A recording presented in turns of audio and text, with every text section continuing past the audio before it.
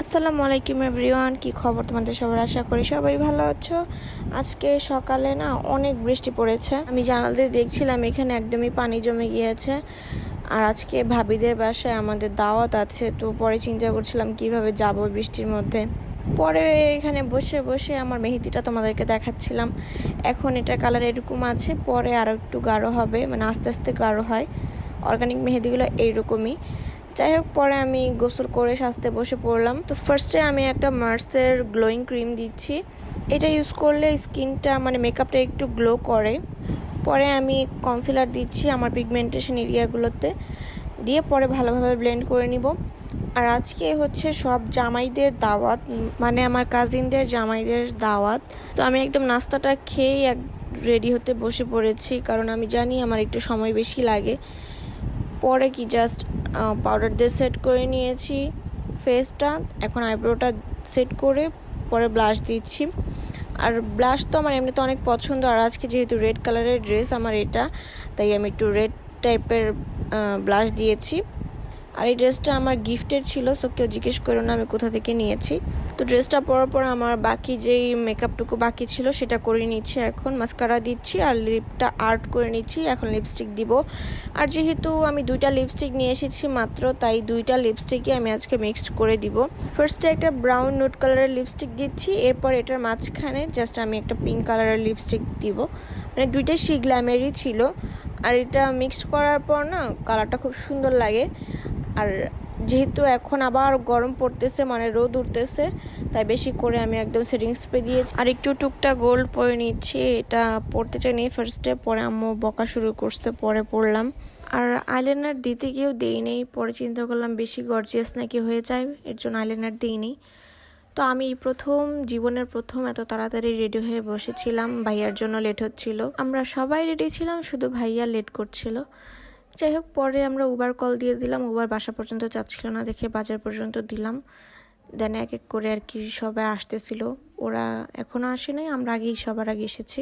আর এই তো জেনিফাররা চলে এসেছে। জেনিফার আমার দিকে একদম তাকায় ছিল যে কাকে দেখতেছি আমি।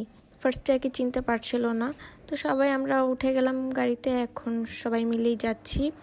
আর এইরকম বাজে একটা ভ্যাপসা গরম ছিল, মানে যেটা সহ্য করার মতন ছিল না।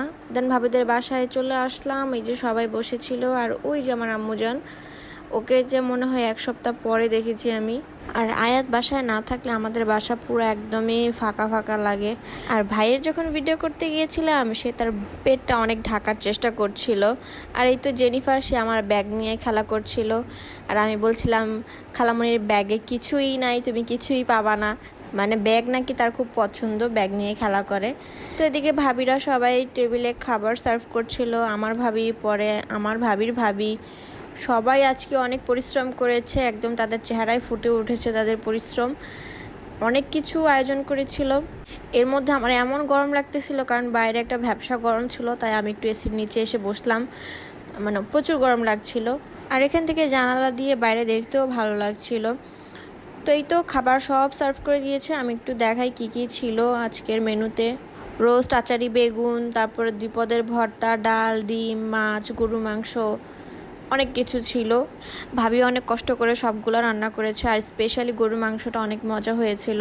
সবগুলো আইটেমই অনেক মজা ছিল, কিন্তু গরু মাংসটা বেশি মজা ছিল। তো খাওয়া দাওয়া এক পর্ব আমরা শেষ করলাম। এখন আরেক পর্ব দিয়েছে, মানে ফল ফ্রুট, মিষ্টি, সেমাই, এগুলো খাওয়ার জন্য ডাকছিল। তো আমি এখান থেকে শুধু আপেল খেয়েছি, আমার তো মিষ্টি এমনিও পছন্দ না।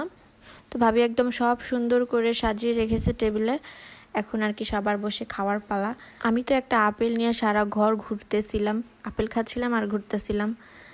তো পরে বাহিরে এত গরম ছিল যে কেউ বাহিরে বসতে পারছিল না, তাই সবাই আমরা এক রুমের মধ্যেই বসে বসে আড্ডা দিচ্ছি। পরে ভাবি গিয়ে চা বানিয়ে এনেছে। মানে এটা তো মিস নাই, এটা তো মনে করো সবারই মাস্ট দরকার। তো ভাবি সবাইকেই এই চা দিচ্ছিল। আর বাচ্চা থেকে শুরু করে বড়রা সবাই আর কি আমরা চা খাচ্ছিলাম। তো চাটা খেয়ে পরে আমরা লেট করি নাই, আমরা এখন বাসার উদ্দেশ্যে রওনা দিয়ে দিয়েছি। আর গাড়িতে 2 বাচ্চার মনে করো এত দুষ্টামি। আয়াত তো একজন সিটে বসেই না, সেরকম দাঁড়ায় দাঁড়ায় যাচ্ছিল। তো আমরা গাড়িতে সবাই অনেক মজা করতে করতে যাচ্ছিলাম, মনে হচ্ছিল যে কোনো লং ড্রাইভে যাচ্ছি। বারবার মনে হচ্ছিল আমাদের বাসাটা যদি আরও দূরে হতো তাহলে আরও কিছুক্ষণ আমরা সবাই আড্ডা এরকম গাড়িতে বসে দিতে পারতাম। যাই হোক, এই ছিল আমার আজকের ভিডিও। দেখা হবে নেক্সট ব্লগে। আল্লাহ হাফেজ।